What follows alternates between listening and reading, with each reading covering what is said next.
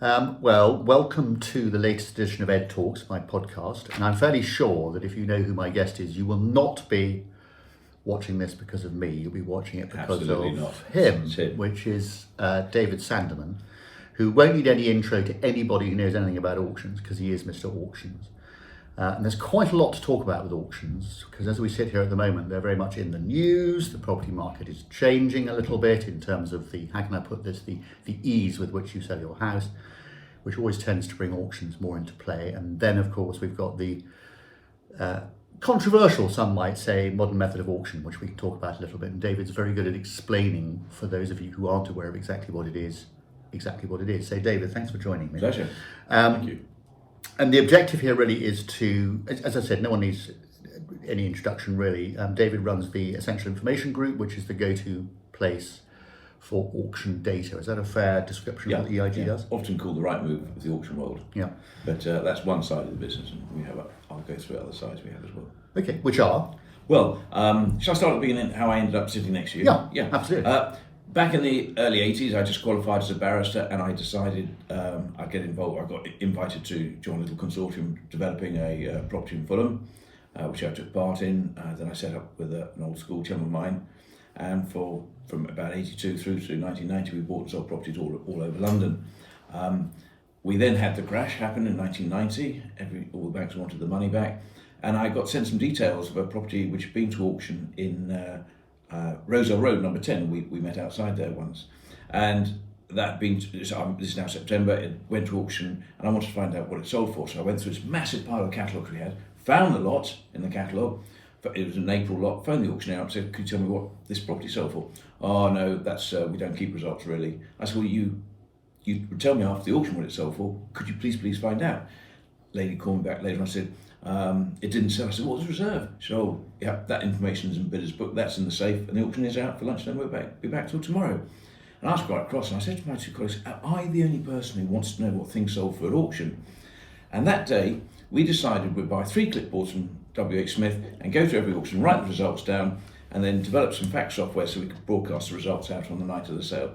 And there it started. A frustration about not being told what a reserve was. And that was when? 1990.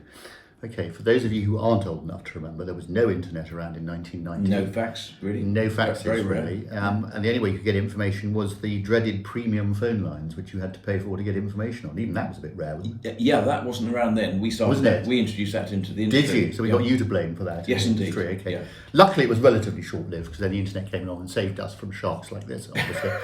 And obviously, the data that you've got not only goes back further than, I mean, does anybody else do the same sort of thing? No, we're the sole source of auction information, and our records go back to 1991, and we've got details on about 900,000 lots which have been to auction, which is, and we also set up a little 1982 valuation for capital gains tax purposes. So it's really handy for surveyors trying to put a value on things, probate sales, etc., trying to ascertain the value of something. Back in say 95, we are Yeah. I mean, for all sorts of reasons, that's useful, obviously. And I mean, the auction process and industry has always been something of a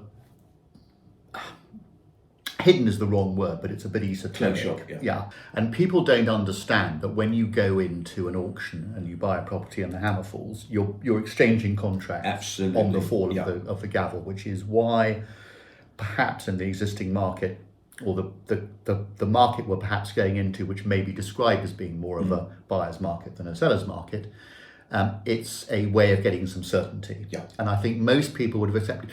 What sort of percentage, and I know I'm being a little bit historic and possibly being a little bit, aggressive is the wrong word here, but what percentage would people normally expect to sell their property for at auction as opposed to private treaty? Gosh. If you were to just use your experience, is it 80%, 70%, 85%? What? I think it's north of 85%. Really, there's a real appetite for buying at auction, especially now. It's complete.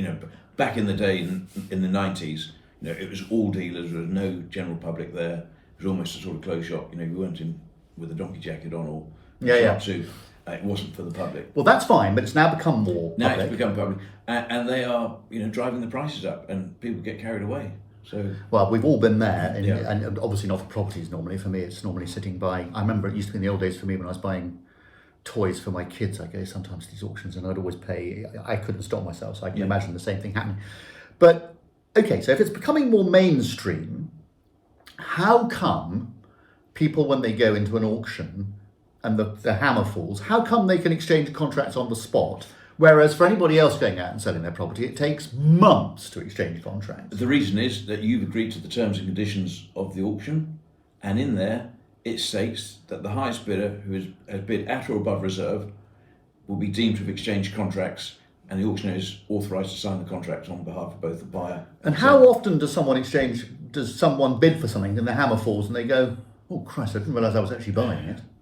It's very rare, really. Very rare. Yeah. I mean, I was just dealing with an auctioneer who a lady bought the property and then tried to say she didn't. Then she tried to say, well, I didn't agree to anything. And there it is. At the time she ticked the button on, it's all audited. This was online, online, which of course has made a huge difference. Yeah, everything's audited for a millisecond. IP address or where they click the button. And that happens. I mean, I hear about sort of 1 or 2 a month, and generally they roll over and say, yeah, it was me. Fair cop. Okay, so it's very important that people understand that that's what happens. But I still, yes, they agree to sign the terms and conditions. But how come, if this is a more generalised practice and you've got more, quote, normal people rather than developers or dealers putting their properties into auction, how come they can exchange on the gavel, on the fall of the gavel? They must have data rooms. I mean, we'll come on to talk about that because I know you've been involved in something which is trying to move that into the private treaty market, which has been very slow to change. But is it all about upfront info? And if it is, why the hell isn't that what the government's doing for normal? Exactly. That's interesting you say that, Ed, because yes, virtually every property coming to auction will have a data room.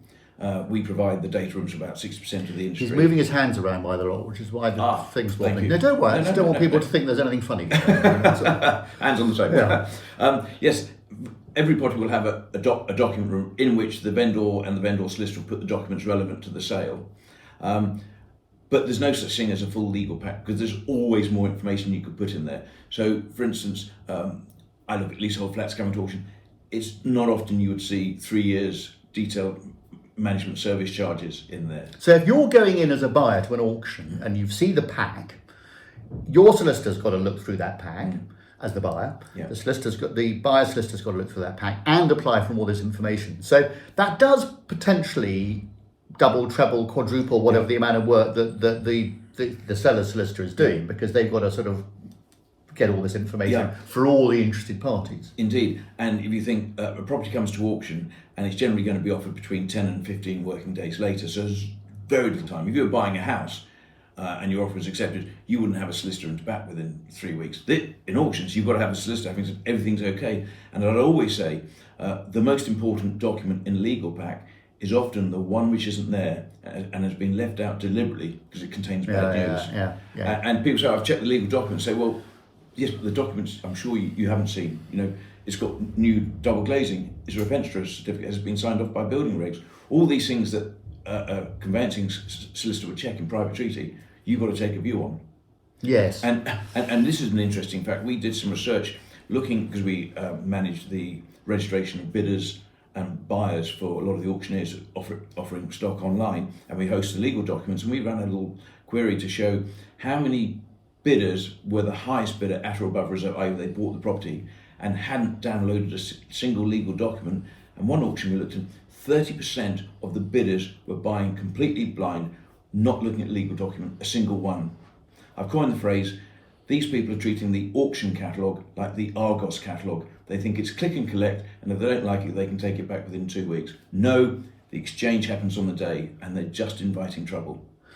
Yes, it does show slightly why this whole discussion about upfront info isn't quite as simple as it seems.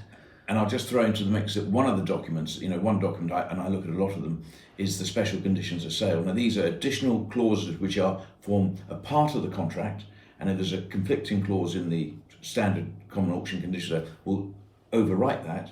And the special conditions of sale are written by the vendor and his solicitor, and sometimes they have really onerous tasks. Like what? Give us an example. Property, a plot of land, just pure green belt, you wouldn't get permission to put a tent up on it. Sold at auction, it was in Wales for £100 at auction. Somebody thought, oh, I've got a nice, few hundred square feet. I dived in and looked at the special conditions. There were lots of nasty ones, 2 key ones in there. One said the deposit will be the greater of £5,000 or 10% of the hammer price. So it's going to be the greater of £5,000 or £10. You don't have to be Einstein to work out which is the greater.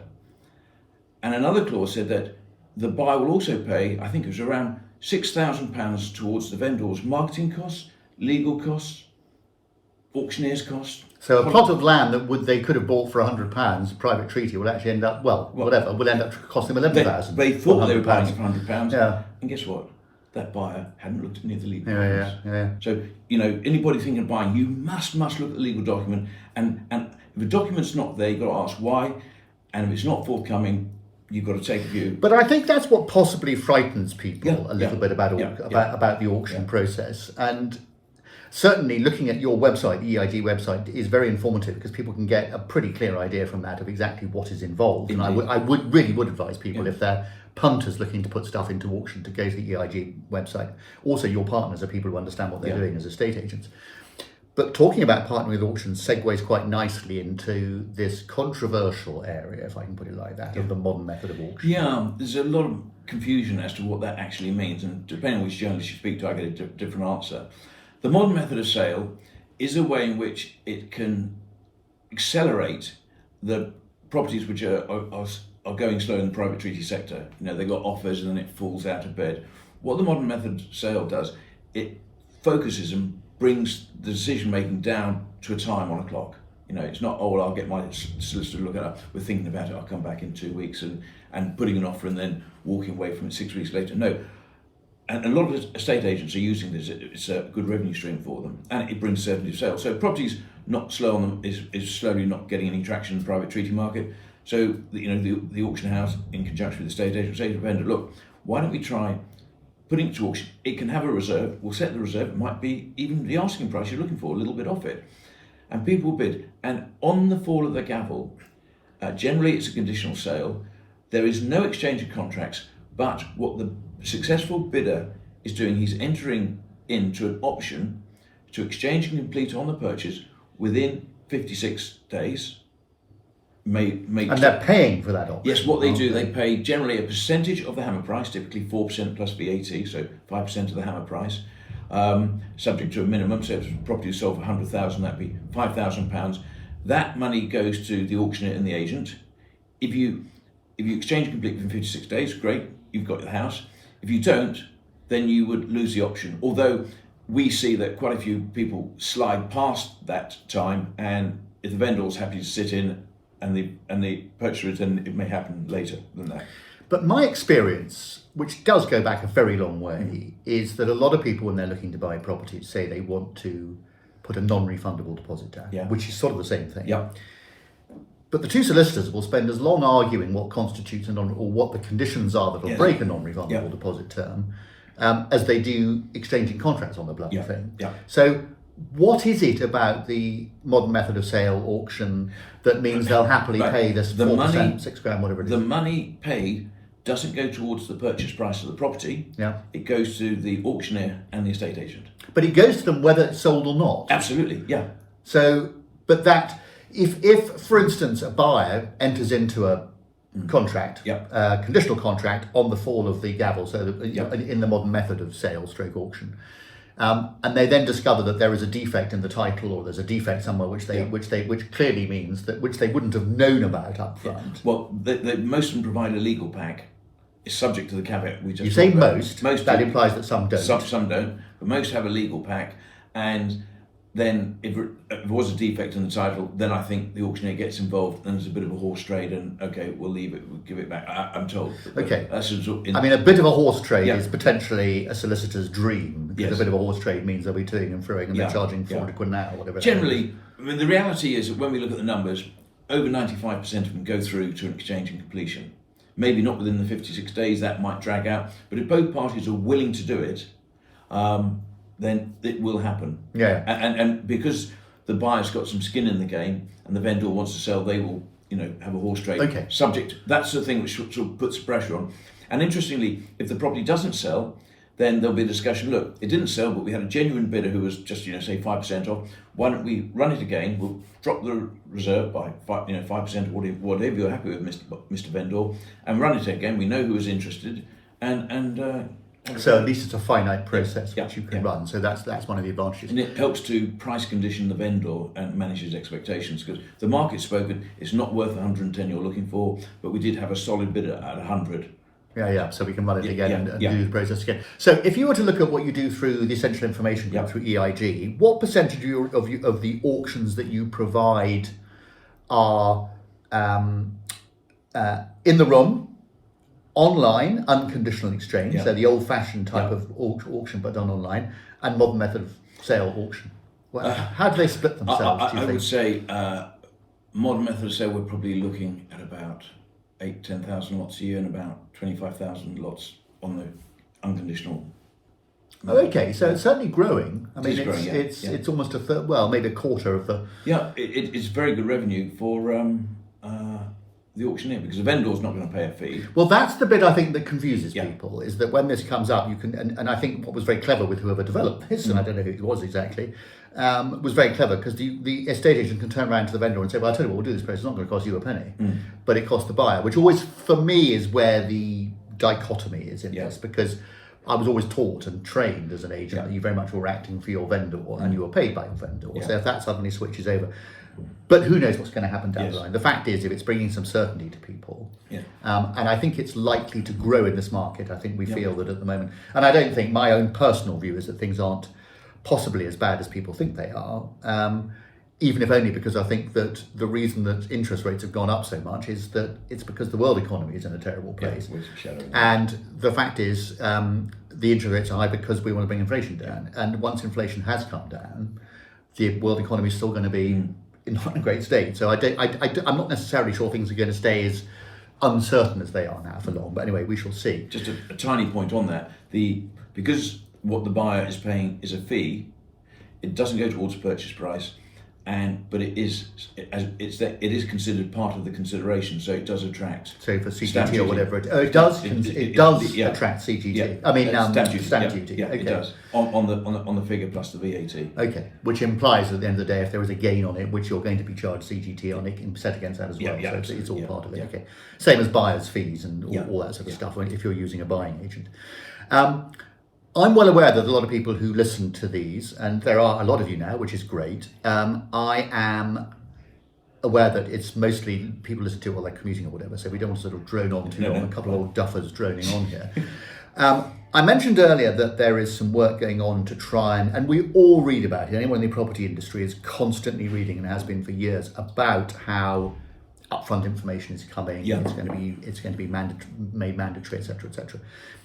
Tell me a little bit about what, I know you're involved in a project that is trying to bring the data room technology that is used within the auction industry into the private treaty market. Talk a bit about that. Yeah, well, if I go back about 16, 17 years, if you wanted a legal pack, you would phone the auctioneer up, pay typically £25 for the legal pack for lot one. He would then have a member of staff photocopy the legal pack as they have it at that point in time, put it in an envelope and send it to you. Now, 2 minutes after posting it, another document came in. You wouldn't see it. You'd be told to check the legal document. Mind your wobbly hands. And that's how it worked. We got approached by an auction house who said, look, David, could you set up document rooms for our sale? So we came up with the idea of an auction passport, which is login credentials to get in to look at it.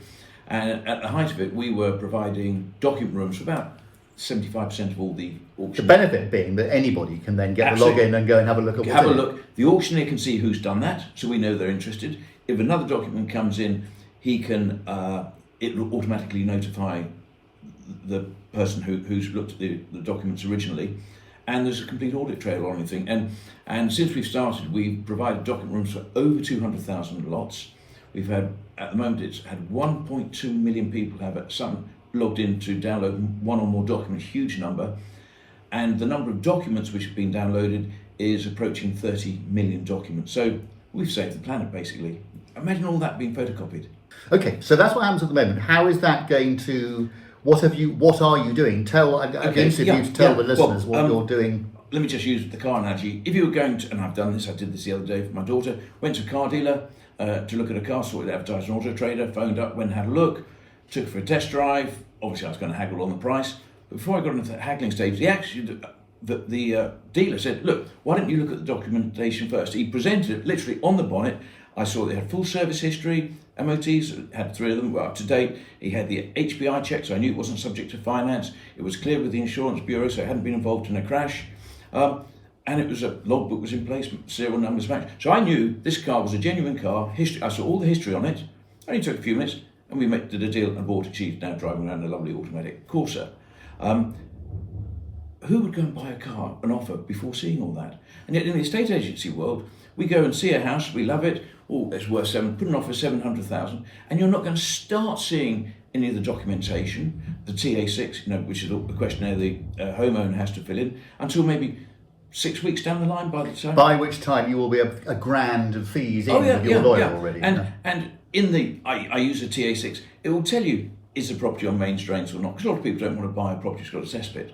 Have you had a row with your neighbour, which would end up in police being called? Well, I wouldn't want to buy a property that they're always slugging out the front door. And you're not going to be reading this till 6 weeks later when you've spent a lot of time, you've invested equity, sweat equity in viewing and deciding how you're going to arrange the house, and then you get a call from your lawyer 8 weeks after you agreed the memorandum of sale, says you do realise that they were in court because of a fight, or that what you thought was your drive is actually shared by 2 other people, and did you know that your neighbour's got access to the back? And all these sorts of things which could materially affect the sale. Now, yes, there'll be some documents which the average home buyer wouldn't understand, but it's all written in plain English. Google's a great translator. So at least if you could read the TA6, which questionnaire the vendor has to fill in, which forms a part. Well, that's fine. I get all of that. Yeah. But how is what you're doing making that more accessible? Yeah. So what we've done is we're providing estate agents free of charge with a document room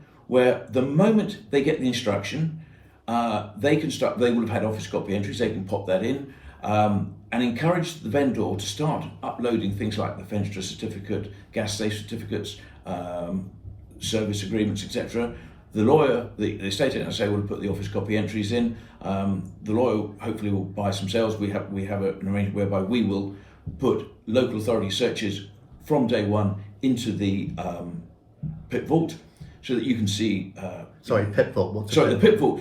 What we do is set up a document room, property information product, and we're calling it a PIP vault. Oh, okay. This is where it's a virtual safe online, or document store where parties, the vendor, solicitor, estate agent, and the vendor can upload relevant documents, so that when somebody comes to have a look at the house, they can say, well, before I make an offer, I just want to read through what I've got there. And, a layman can make quite a lot of sense of those documents. Now, the problem with that, as I see it, is that estate agents often don't want to, that they want to get as many bids in as possible. Agreed. And they've got used to the way the system is. Yeah.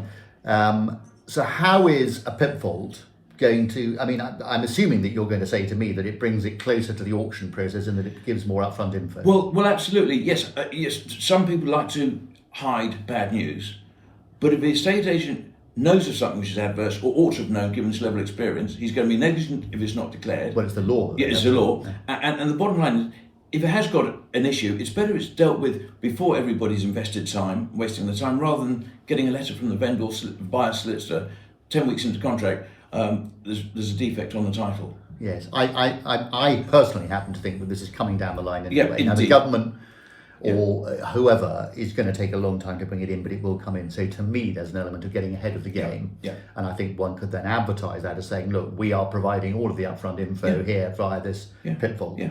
So I do think there's an awful lot to be said for that. So, okay, so I think from my point of view, I've heard some really good stuff here. I hope you guys have as well, because I think that the auction process is still a bit esoteric from a lot of people's understanding. A lot of old-fashioned estate agents are very antsy about the modern method of sales stroke auction, and I think that's something which you've explained in a little bit more detail. It's changing. Which makes it becoming more acceptable. Yeah, I think it is becoming more acceptable, and I think it's more likely with the way things are. So, personally, I always enjoy my interactions with you, because I think, like me, you've been around for an awful long time in the industry, and you really know what you're talking about. If you really don't get auctions, or you want to know a bit more about all of the various methodologies, do go to the Essential Information Group's website. It is a fantastic resource for all this sort of stuff. And I went down some time ago to visit David at his office down in Reigate, and he had a Laverda. He doesn't look like the kind of guy that would ride a Laverda Jota, but he had a Laverda Jota sitting outside his office, which means he's clearly got a very hairy chest, and a hairier chest than And I've I've got. added a high pusher to the list. Have you? Yes. That's real manly stuff. So I think on that manly note, I think we'll end up, David. I'd like to say thank you very much. Pleasure for taking the coming in, time Ed. to It's always great meeting you. Yeah, and we'll speak again soon. Thanks, Ed.